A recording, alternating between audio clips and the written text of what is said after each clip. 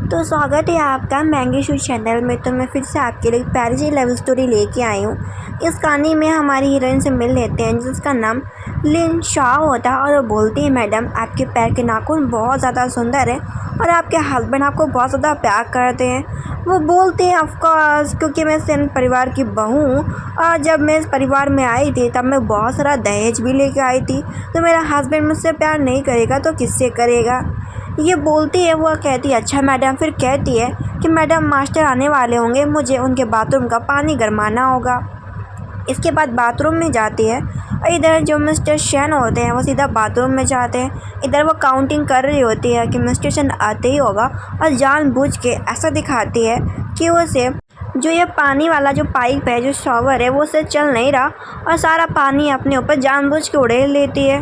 वो उसे बोलता है कि तुम ये क्या कर रही हो। वो माफ़ी मांगती है कि वो यहाँ पे नई नौकरानी है तो उससे गलती हो गई और इसके बाद माफ़ी मांग के वहाँ से जा रही होती है, लेकिन जानबूझ के उसी के ऊपर ही गिर पड़ती है। ये देख के इस कहानी के हमारे हीरो मिस्टर सेन बोलते हैं कि ये तुम क्या करना चाहती हो। वो बोलती है, माफ़ करिए मास्टर, मैंने ये जानबूझ के नहीं किया। वो उसे बोलता है, अच्छा। और इसके बाद अपना शर्ट खोलता है और बाथिंग लेने बैठ जाता है और बोलता है, मेरे लिए वाइन लेके आओ। इधर जो मिस मेड शाओ होती है वो उसके लिए वाइन लेके आती है। बोलती है, मास्टर वाइन रही है आपकी। और उससे बोलता है, चलो कंधे दबाओ। तो कंधे दबाने लगती है और जानबूझ के वो जो वाइन पी रहा होता है उसे गिरा देती है और बोलती है, मास्टर माफ़ करिएगा। वो बोलता है, अच्छा तुमने इसे गंदा किया है तो तुम ही बताओ उसे टेस्ट करके कि इसका स्वाद कैसा था, क्योंकि मैं तो उसे चख भी नहीं पाया। तो वो अपने माउथ से उसे चख के देखती है। बोलती है, जो वाइन का स्वाद था वो एकदम मीडियम था, ना खट्टा था ना मीठा था। वो बोलती है, मास्टर सन जिमिंग मेरे कपड़े गीले हो गए हैं। वो बोलता है, बाथरूम में जाके चेंज कर लो। और उसका फिगर देख रहा होता है। वो बाहर आती है मेड शाओ और अपना कपड़ा वगैरह ठीक कर रही होती है। वो बोलती है, मुझे जाना चाहिए मैडम, मैं मुझे बुला रही होंगी। वो उसको टच करते हुए बोलता है कि मेरे वाइफ के कपड़े तुम पर काफ़ी फिट हो रहे हैं मेड शाओ। इसके बाद वहाँ से वो जा रही होती है और जानबूझ के अपना अंडरवियर गिरा जाती है। तो मिस्टर सन उसे हाथ में पकड़ के देख रहे होते हैं। इसके बाद मेड शाओ अपने कमरे में घुस जाती है। जो मैडम मैंग होती हैं वो बोलती हैं कि तुम अभी तक क्या कर रही थी। वो गेट के बाहर आती है और बोलती है कि मेरे कपड़ों के ऊपर पानी गिर गया था तो मैं उसी को ठीक कर रही थी। मैडम मैंग, आपको कुछ मुझसे काम था क्या। वो बोलती है कि मेरे लिए केक बना दो। इधर बैठे बैठे वो टोमेटो खा रही होती है। वो देखती है कि मास्टर सेन आ रहे हैं तो जानबूझ के अपने लिप्स पे केक लगा लेती है। वो एक प्लान बना रही होती है। अब इसका प्लान क्या होता है वो तो आगे जानने को मिलेगा। और केक बनाने का दिखावा कर रही होती है। वो उसके पीछे से आके उसे पकड़ लेता है, बोलता है कि तुम मेरे घर में चोरी कर रही हो, केक खा रही हो। वो बोलती है कि मैडम मैंग का केक खाने का मन था तो मैं उनके लिए बना रही हूँ। वो बोलता, वो जब तो फिर मेरा भी केक खाने का मन कर गया। और ऐसा बोल के उसे मेज़ पे बैठा देता है। फिर इसके बाद जो मिस्टर शेन होते हैं वो मेड शाओ को फोर्सफुली किस कर रहे होते हैं, लेकिन वो भी उसे नहीं रोकती। फिर बोलती है दिखावे के लिए कि मास्टर शेन मैडम देख लेंगी तो क्या होगा, और बोलती है कि आप मुझे जाने दें। इधर जो मैडम मैंग होती हैं वो आवाज़ देती है कि शाओ क्या कर रही हो, अभी तक केक क्यों नहीं आया। इसके बाद वो केक लेके जाते हैं। जो मैडम मैंग होती हैं केक को चखती हैं और कहती है, केक तो बहुत ज़्यादा बढ़िया है, 2 दिन बाद मेरा बर्थडे है तो मेरे लिए सेम यही केक तैयार करना। वो कहती है, ओके मैडम मैंग। इसके बाद का हम सीन ये देखते हैं, मैडम मैंग बाथरूम में नहाने के लिए जाती हैं और उसे अंडरवियर मिलता है। वो सीधा मेड शाओ से पूछती है कि ये किसका है। वो तो साफ मना कर देती है कि उसका नहीं होगा और आपको इतना नहीं सोचना चाहिए, किसी से गलती से गिर गया होगा, मैं इसे फेंक देती हूँ बाहर। वो कहती है, हाँ इस गंदी चीज़ को बाहर फेंक के आओ। तो वो फेंकने जा रही होती है और ये नज़ारा कोई और नहीं मिस्टर सेन भी देख लेते हैं। इसके बाद वो छत पे होती है और वो समझ जाते हैं कि मास्टर सेन उसके पीछे खड़े, तो जानबूझ के फूल को तोड़ रही होती है। वो उसको पीछे से आके पकड़ लेते हैं और इसके बाद उसे फोर्सफुली किस किए जा रहे होते हैं। और सामने से जो मैडम मैंग होती हैं वो आ रही होती है। मैडम मैंग प्रेग्नेंट होती हैं मिस्टर सेन के बेबी के साथ। वो बोलती हैं कि मैडम मैंग देख लेंगी। वो उसे बताता है कि ग्लास एक तरफ है, उसे कुछ भी नहीं दिखेगा। इसके बाद जो मैडम मैंग होती हैं अपने हस्बैंड के पास क्लोज आती हैं, लेकिन वो तो काम का बहाना बना के वहाँ से खिसक लेता है। वो बोलती है कि तुम्हारे कपड़े में ये किसका लिपस्टिक दाग लगा हुआ है, कौन लड़की है मुझे बताओ, उस कुत्तिया का नाम बताओ। मास्टर सेन गुस्सा कर देते हैं कि तुम पागल हो। वो वही लिपस्टिक पकड़ती है और सबको बुला रही होती है पता चलता है इन सब में मेड शाओ का ही हाथ होता है। उसने मिस्टर सेन का शर्ट लिया और अपने ओठों पे लिपस्टिक लगा के उस शर्ट पे लगा दिया, जिससे इन दोनों के बीच में लड़ाई बढ़े। और फिर इसके बाद केक लेके जाती है दोबारा और बोलती है मैडम आज मैं दोबारा केक बना के लेके आई हूँ। वो उसके ओंठ देखते हैं और सोचते हैं कि इसके ओंठ से ये लिपस्टिक तो मैच ही नहीं कर रहा, ये लड़की वो है ही नहीं। इसके बाद जो मास्टर शन होता है किसी से फ़ोन में बात कर रहा होता है और जो मैडम मैंग होती हैं वो उसे बोलती हैं कि मेरे आदमी को चुराने की हिम्मत किस औरत ने की, मैं उस औरत को मार डालूँगी। इसके बाद का हम सीन ये देखते हैं जो मास्टर शन कहीं जा रहे होते हैं और वो जानबूझ के चुपके से शाओ को देख रहे होते हैं और शाओ इधर अपने कपड़े चेंज कर रही होती है और वो कपड़े मैडम मैंग के पहन लेती हैं, जो मैडम मैंग अपने बर्थडे पे पहनने वाली होती है। वो उसके पास आता और बोलता है कि तुम मेरे वाइफ के कपड़े पहन रही हो, उसको पता चलेगा तो वो क्या करेगी। इसके बाद जो मैडम मैंग होती है बोलती है कि तुमने अपने कमरे में किस औरत को छुपा रखा है, हर जगह ढूंढ रही होती है लेकिन कुछ भी नहीं मिलता। वो उसे बोलता है कि तुम प्रेग्नेंट हो, तुम्हें ऐसी फालतू की बातें नहीं सोचनी चाहिए। वो उसके बाथरूम में भी देखने जाती है कि शायद यहाँ पे कोई लड़की छुपी होगी लेकिन कोई नहीं मिलता। शाओ चैन की सांस लेती है। इसके बाद वो सोच रही होती है ऐसी कौन सी कुत्तिया होगी जिसने मेरे हस्बैंड को फंसा रखा होगा। इधर शाओ ने अपने हाथ में बिल्ली ले रखी होती है और जीने पे गिरा देती है। बिल्ली को देख के मैडम मैंग डर जाती है और वो बोलती है कि तुमने जानबूझ के किया ना मेड शाओ, तुम मुझे और मेरे बच्चे को मारना चाहती हो ना। तो इसके बाद मेड शाओ का पास जान लेते हैं कि वो जानबूझ के क्यों बदला ले रही है मैडम मैंग से। 20 साल पहले जो मैडम मैंग थी वो लिन परिवार में एज अ टीचर पढ़ाने गई थी और इसके बाद उन्होंने लिन परिवार के मास्टर को फंसा लिया और जो लिन परिवार की मैडम थी और उसकी बेटी को मारने का प्लान बनाया। उन्होंने जीने के ऊपर मोती या कंची गिरा दी जिससे जो मैडम लिन है वो मर जाए एंड उसका बेबी भी। और ये सारा नज़ारा डॉटर लिन देख रही होती है और डॉटर लिन 20 साल बाद बड़ी हो जाती है और वो मेड बन के मैडम मैंग से बदला लेने के लिए आती हैं। इधर मैडम मैंग को होश आता है तो पता चलता है कि उनका जो चाइल्ड है अब इस दुनिया में नहीं रहा। वो तो गुस्सा आ रही होती है और ये सब सुन के मास्टर सन को अच्छा लग रहा होता है, जैसे वो तो चाहते ही थे। इधर वो मैडम मैंग से मिलने के लिए आती है, बोलती मैडम मैंग मैं आपके लिए दवा लेके आई हूँ। वो बोलती कुत्तिया कही कि तुमने मुझे नुकसान पहुँचाने की हिम्मत करी, तुम्हें क्या लगता है कि मैं तुम्हारी बातों में आ जाऊँगी। वो बोलती ऐसे कुछ भी बात नहीं मैडम, मैंने तो सब आपकी मदद करने के लिए किया था। वो बोलती मेरी मदद तुम क्यों करोगी। वो बताती है कि अगर आपको विश्वास ना हो तो आप आंट से पूछ लीजिए। पता चलता है कि मास्टर सन को उसके ऊपर विश्वास नहीं था कि ये चाइल्ड किसका है, इस वजह से वो उसके लिए इन्वेस्टिगेट करा रहे थे। वो बोलती है तुम झूठ बोल रही हो। वो कहती है मैं झूठ नहीं बोल रही, मैंने ये सारी बातें अपने कानों और आंखों से देखा है। ये सुनने के बाद तो वो डर जाती है और कहती है ऐसा नहीं हो सकता। इसके बाद उसके चाइल्ड का उसे फ़ोटो दिखाती है कि आपका चाइल्ड अभी ज़िंदा है। फिर उससे बोलती है कि तुम मेरी मदद क्यों कर रही हो मेड शाओ। मेड शाओ बोलती है सिर्फ पैसे के लिए। ऐसा वो उसके सामने बोलती है और मन के अंदर बोलती है कि तुमने मेरे घर परिवार को तोड़ दिया, मेरी माँ को मार डाला, तो मैं तुम्हें कैसे छोड़ूंगी मैडम मैंग। फिर बोलती है कि एक और बात, अभी भी मास्टर सन को आपके ऊपर विश्वास नहीं हुआ। यहाँ पे वो डॉक्टर से अभी भी इन्वेस्टिगेट करा रहे हैं, लेकिन मैं आपकी मदद कर सकती हूँ। यहाँ पे मेरा एक रिलेटिव है जो किसी हॉस्पिटल में काम करता है जो कि रिपोर्ट को चेंज कर देगा। वो कहते तुम तुरंत ही ये करो। इसके बाद आंट बोलती है कि मिस आप चिंता मत कीजिएगा, सब कुछ प्लान के हिसाब से चल रहा है।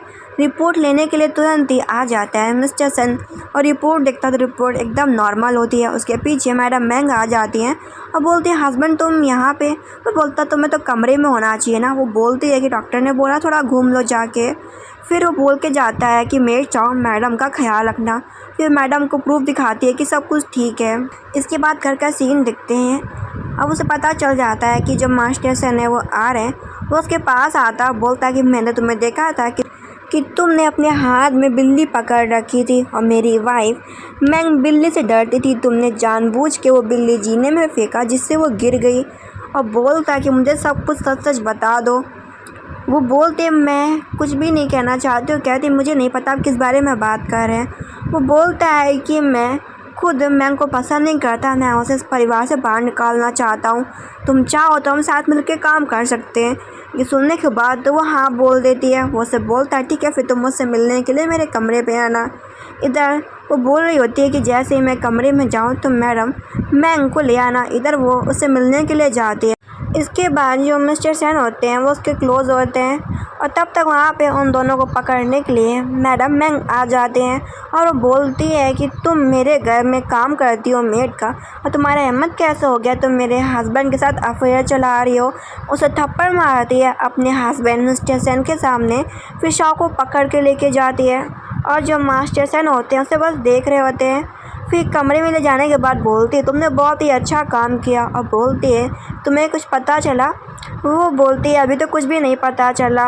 वो कहती है तुम काम करती रहो ऐसे, हम मुझे पता करके बताओ कि कौन औरत है जो कि मेरे हस्बैंड के पीछे पड़ी है। इसके बाद मास्टर सेन उसके पास आते हैं और उसकी जहाँ चोट लगी होती है दवा लगाते हैं और बोलते हैं कि मुझे शक है कि जो मेरी वाइफ है उसका चाइल्ड मेरा नहीं है और मुझे इसके बारे में पता चल गया है।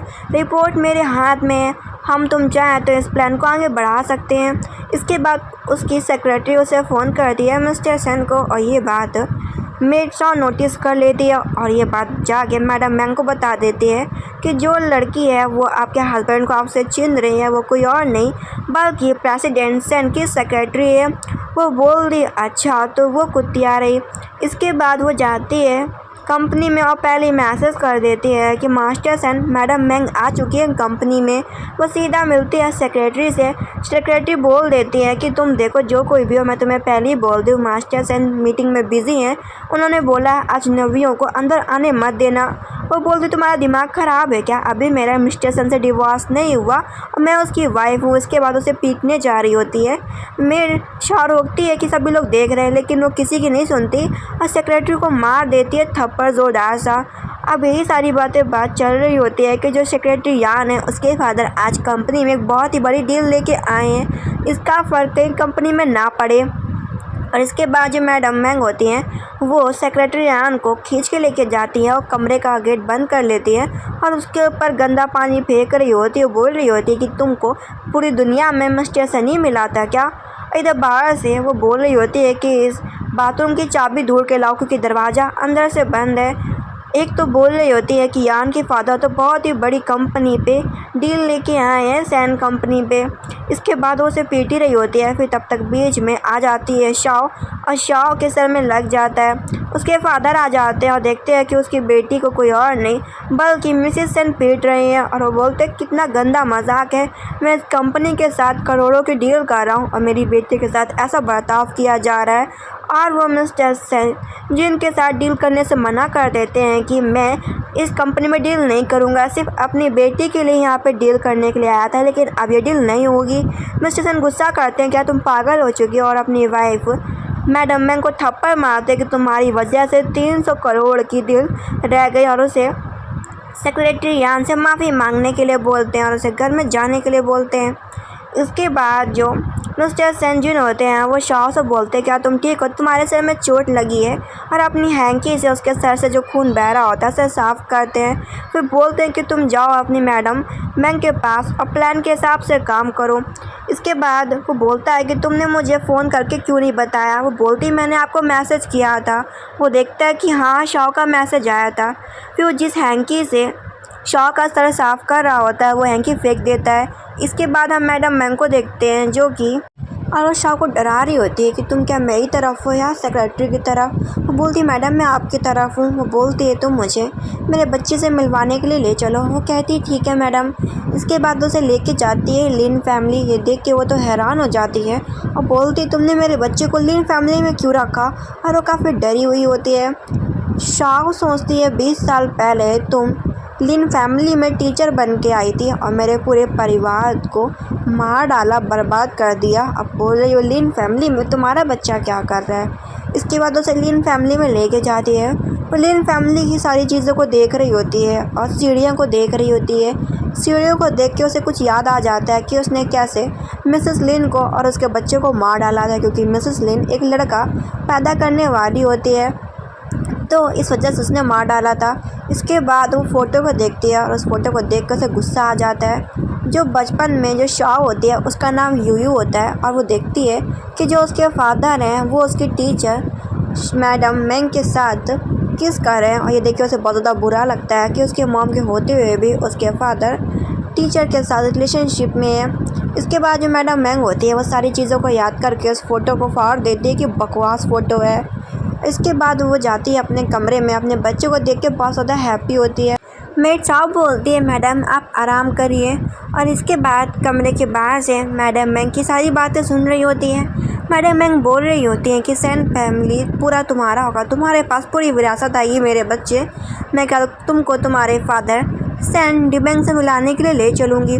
तब तक उसे पकड़ के मिस्टर सेन लेके जाते हैं। सेन जिन बोल रहे होते तुम तो बहुत ज़्यादा बहादुर निकली, तुमने तो कहा था कि उसका चाइल्ड मर चुका है, लेकिन उसका बच्चा ज़िंदा कैसे है? तुम मुझे धोखा देने की कोशिश कर रही हो, तुमने इतना गलत काम कैसे किया? वो उसे बताती है कि वो बच्चा नादान था, मैं भला उसे क्यों मारूंगी। वो उसे बोलता है कि तुम मुझे असली सच बताओ तो ज़्यादा बढ़िया रहेगा, नहीं तो मैं तुम्हें छोड़ने नहीं वाला। वो उसे बता देती है कि वो चाइल्ड तुम्हारा नहीं बल्कि तुम्हारे फादर का था, और वो कल अपने चाइल्ड को उसके रियल फादर से मिलवाने के लिए लेके जाएगी, मतलब ओल्ड मैन से। और बोलती है इसके आगे तुम्हें खुद ही सब कुछ पता चल जाएगा। फिर वो मैडम से मिलने के लिए जाती है और बोलती है मैडम मैं आपके लिए कॉफ़ी लेके आई हूँ। वो बोलती रुको और उसे बाहर चलने के लिए बोलती हो, और बोलती है मैंने तुम्हारे बारे में पता क्या था कि तुम्हें पियानो बजाना आता है, चलो पियानो बजा के दिखाओ। वो पियानो बजा रही होती है और ऐसी धुन बजा रही होती है नफ़रत वाली। वो तो हैरान हो जाती है, बोलती है कि तुम ये नफ़रत वाली धुन क्यों बजा रहे हो, ऐसा लगता है कि तुम किसी से बहुत ज़्यादा नफ़रत करती हो। फिर वो उठ जाती है, बोलती है मैडम मैं बहुत दिनों से पियानो नहीं बजाई ना, इस वजह से अब आगे नहीं बजा सकती। वो कहती कोई बात नहीं, लेकिन बहुत ही अच्छा बजाया। फिर उससे सवाल पूछना चालू करती है कि तुम अनाथालय में थी और कैसे पियानो बजाना जानती हो। वो बोलती है मेरे टीचर ने मुझे सिखाया था, और याद करती है कि उसकी टीचर कोई और नहीं बल्कि मैडम मैंग थी, जो कि उसके फादर के साथ उसका अफेयर चल रहा था। वो मेरे घर टीचर नहीं बल्कि मेरे फादर के साथ अफेयर चलाने के लिए घर आया करती थी लिन परिवार में, और मैडम मैंग पियानो बजाया करती थी। उनकी गलती ये थी कि वो हमेशा पियानो बजाते टाइम उनकी एक उंगली ऊपर रहा करती थी। और वही सवाल वो शाव से करती है कि तुम पियानो जब बजाती हो तुम्हारी ये उंगली ऊपर क्यों रहती है, क्या तुमने किसी से सीखा है? वो बोलती है ऐसी बात नहीं है मैडम, मेरी उंगली में इसमें चोट लगी है, नहीं तो मैं भला उंगली ऊपर करके क्यों बजाऊंगी पियानो। इसके बाद फ़ोटो को देख रही होती है, सोच रही होती है अगर तुम लिन परिवार में 20 साल पहले ना आई होती तो मैं अपने मम्मी पापा अपने भाई के साथ, छोटे भाई के साथ हंसी खुशी से रह रही होती। इसके बाद पेंटिंग को ठीक कर रही होती है जो कि टूटी हुई होती है। इसके बाद जो मैडम मैंग होती हैं वो अपने चाइल्ड को उसके रियल फादर से मिलवाने के लिए लेके जाती है। ओल्ड मैंशन देखता है कि ये चाइल्ड उसकी तरह गया है। वो बोलती है कि क्यों नहीं तुम अपनी सारी संपत्ति इसके नाम पे कर देते हो, क्या ये ठीक नहीं रहेगा? वो बोलता है लेकिन सेंजिन भी तो मेरा बेटा है, तुम्हें उसके बारे में सोचना चाहिए। ये सुनने के बाद उसे गुस्सा आ जाता और वो उसे अपना चाइल्ड ले लेती है। बोलती तुम्हें आराम करना चाहिए क्योंकि तुम थके हुए हो, और गुस्से में लेके जा रही होती है कि सेन परिवार की विरासत सिर्फ मेरे बच्चों को मिलेगी। और डॉक्टर से बोलती है कि तुमने वो दवा तैयार कर ली, और बोलती मुझे जल्दी से इस बूढ़े आदमी को मारना है, तो इसे दवा में कुछ मिला के दो कि इसको दिल का दौरा पड़ जाए और वो मर जाए, और 2 खुराक मांगती है। डॉक्टर कहता है ठीक है। इसके बाद वो सिगरेट पी रही होती है और मेड साहब से बोल रही होती है क्या तुम्हारा बॉयफ्रेंड है? वो कहती नहीं। फिर वो से बोलती है कभी लड़कों पे विश्वास मत करना। इसके बाद वो अपनी हेल्पर से बोलती है कि आगे का हम लोग प्लान बढ़ाते हैं। उसके बाद हम मैडम मैंग को देखते हैं जिन्होंने कुछ वाइन में मिला लिया होता है। इसके बाद वह सेन जिन के पास जाती है और बोलती है कि सेन जिन, प्रेगनेंसी से मैं तुमसे काफ़ी दूर रही, तो अब जब चाइल्ड नहीं है तो मैं तुम्हारे क्लोज आना चाहती हूँ। वैसे भी हम हस्बैंड वाइफ है। और उसे वाइन पीने के लिए बोलती हैं। तब तक वहाँ पे शाव आ जाते हैं जो कि वाइन को पीने के लिए मना कर देती है। ये देख के मैडम मैंग को गुस्सा आता है कि तुम एक नौकर हो के ये क्या बकवास कर रही हो। वो बोलती है कि इस वाइन में कुछ ना कुछ तो गड़बड़ है। ये देख के मैडम मैंग आके उसे ज़ोरदार सा थप्पड़ मारती है कि नौकर हो के तुम्हारी क्या हैसियत। वो बोलती मैडम आप मुझे गलत समझ रही हैं। इसके बाद जो मिस्टर सेनजिन होते हैं वो मिसिस सेन को बोलते हैं कि तुम ज़रा पी के दिखाओ। वो साफ मना कर देती है। इसके बाद उस वाइन की जांच होती है जहाँ पे पता चलता है कि इस वाइन को पीने के बाद थोड़े दिनों में इंसान का दिल का दौरा पड़ जाता है और वो मर जाता है। वो बोलती है शॉ मुझे उम्मीद नहीं थी कि आपकी वाइफ ऐसा कर सकती है। इसके बाद एक फ़ोटो बताती है कि ये फ़ोटो डॉक्टर का है। डॉक्टर आपके फादर को रोज़ दवा देता है। वो बोलता है इसका मतलब है कि वो मेरे फादर को मारना चाहती है। इसके बाद का हम सीन ये देखते हैं, वो मिलने के लिए जाती है ओल्ड मैंशन से और बोलती है कि तुम बूढ़े हो चुके हो बदबूदार आदमी, चुपचाप इस पेपर पे साइन कर दो। अगर तुम साइन नहीं करोगे तो तुम्हें दिल का दौरा पड़ेगा और तुम मर जाओगे। मेरे पास दवा है जिससे तुम ज़िंदा बच सकते हो, चुपचाप साइन करो। इधर हम मिस्टर सेन को देखते हैं जो कि ओल्ड हाउस आ जाता है अपने फादर से मिलने के लिए। तब तक उसके फादर को होश नहीं होता। वो बोलता है, फादर आप ठीक है ना? और जो वाइफ होती है मैंगो तो डर जाती है, लेकिन जो उसके फादर होते हैं कोई रिप्लाई नहीं करते। लगता है कि जैसे वो मर जाते हैं। अपनी वाइफ से बोलता है ये सब क्या हो रहा है। इसके बाद उसे खींच के थप्पड़ मारता है कि मुझे पता है ये सब तुमने किया है, और बोलता है मैं तुम्हें मार डालूंगा, तुम्हारे इरादे बहुत पहले से ख़राब थे। वो उन लोगों की लड़ाई के बीच में आती है मेड शाह और बोलती है मैडम आप ठीक है ना? लेकिन मैडम मैंग उसे धक्का दे देती है जिससे शाह गिर जाती है। ये देख के मिस्टर सेन मैम को धक्का मारते हैं कि तुम्हारी हिम्मत कैसे होगी, तुमने शाह को धक्का मार दिया। हाँ, और शाह को उठाता है, बोलता है तुम ठीक हो ना शाह। इसके बाद का हम सीन देखते हैं, शाह एक वाइट ड्रेस पहन के जाती है एक महंगा सा बैग लेके, और जो मैडम मैंग होती है उन्हें बांध के रखा गया होता है और वो बोल रही होती है बिच मेड शाह तुम्हारी वजह से ये सब हो रहा है। इसके बाद वो बोलती है मेरी वजह से नहीं हो रहा है, मैं आपके साथ हाथ मिला के दोबारा काम करना चाहती हूँ।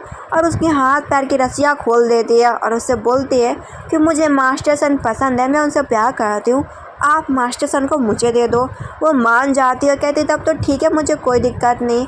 फिर बोलती है कि आंट झांग नीचे होंगी, आप उनके साथ कुछ दिनों के लिए बाहर रहने के लिए चली जाए। अब गाड़ी वहाँ से चली जाती है। वो बोलता है मिस्टर सन बहुत ही अच्छा काम किया। आंट झांग मैडम मैंग को सूप देती है पीने के लिए। इसके बाद ये बात बता देती है कि मैंने उसे सूप दे दिया, तुम्हें प्लान चालू करना चाहिए।